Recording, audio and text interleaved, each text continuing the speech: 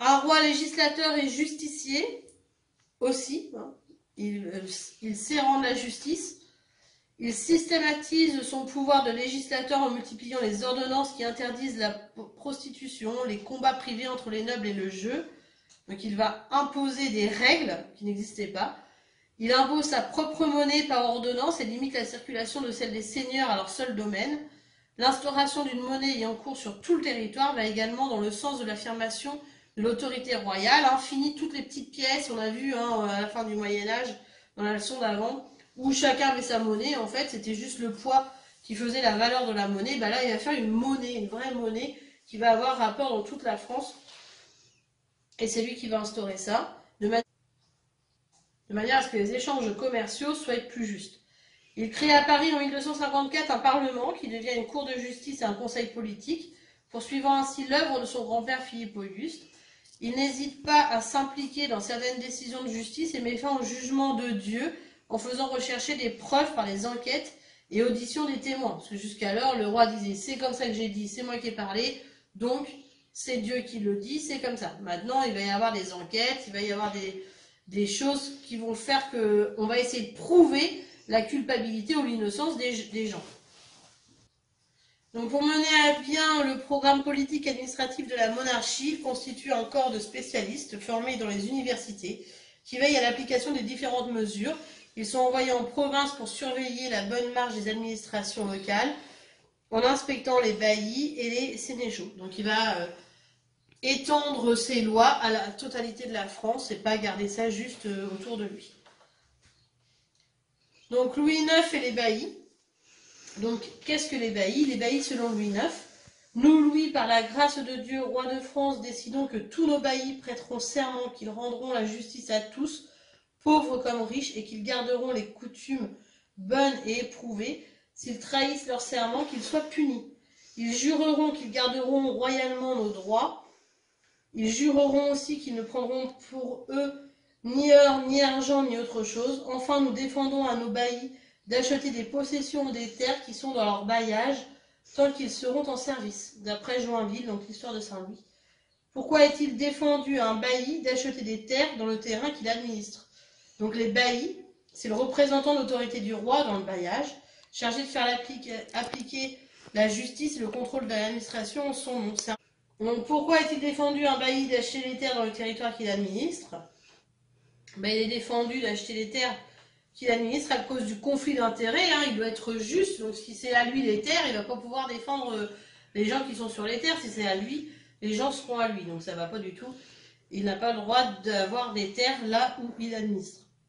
Saint-Louis fait surveiller ses baillis. Donc le saint roi Saint-Louis apprenait parfois que ses baillis faisaient tort aux gens de son royaume en rendant une mauvaise justice ou en les dépossédant injustement de leurs biens. Il prit donc l'habitude de nommer des enquêteurs qu'il envoyait parfois une fois l'an et parfois plusieurs. Il devait faire des enquêtes sur les baillis d'un bout à l'autre du royaume. Les enquêteurs avaient le pouvoir de rendre immédiatement tout ce que le bailli avait pris injustement. Ils pouvaient priver de leur fonction tous les baillis corrompus. Donc en fait des chefs un petit peu de baillis qui étaient près de Saint-Louis et qu'il envoyait de temps en temps vérifier que tous les baillis ne faisaient pas de bêtises. C'est un peu le même système, un petit peu plus complexe, mais un peu le même système que les Médicis Dominici de Charlemagne. De quel roi parle ce texte et que doit vérifier l'enquêteur royal? Donc ce texte, il parle de Saint-Louis, bien sûr, de Louis IX. Et l'enquêteur royal doit vérifier le travail du bailli et vérifier que le bailleur n'a rien pris. Donc l'enquêteur royal, il s'appelle plus Médicis Dominici, il s'appelle enquêteur royal. Donc le royaume de Louis IX en 1270. Donc on voit ce royaume. En comparant avec la carte de 1226, Louis IX a-t-il plus ou moins de territoire?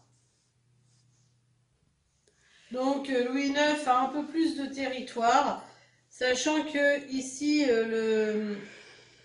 la partie claire, c'est donc ce qui est mouvant, ce que les gens ne savent pas trop s'ils sont anglais ou français, alors que la partie rouge, c'est la partie qui appartient vraiment au royaume de France.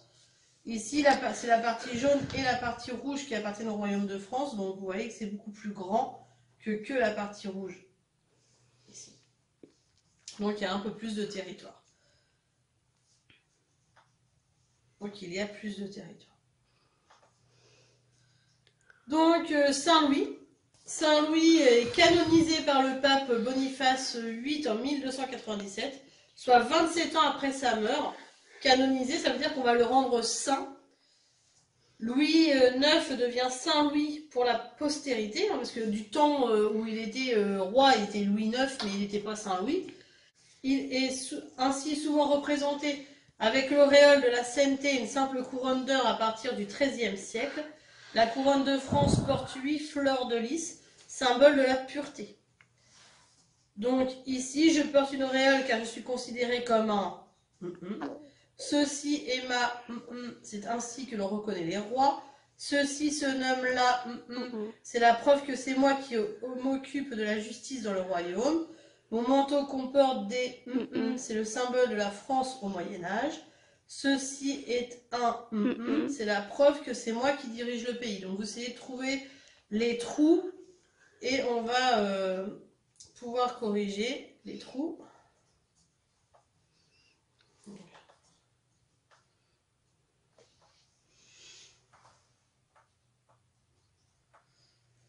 Donc je porte une auréole car je suis considéré comme un saint. C'est Saint-Louis, voilà pourquoi il a une auréole. L'auréole qui va être faite donc 27 ans après. Ceci est la couronne avec ses 8 lys de pureté. Ceci se nomme la main de justice, celle qui rend la justice. Donc on a des fleurs de lys sur son manteau. Il a un sceptre ici, qui est la preuve que c'est lui qui dirige le pays.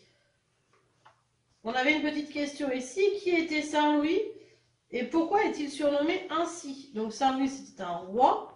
Et il a été canonisé, donc rendu saint par le pape 27 ans après sa mort. Donc Saint-Louis et Louis IX, il est surnommé ainsi car il a été canonisé en 1297. Donc ainsi vous avez la leçon.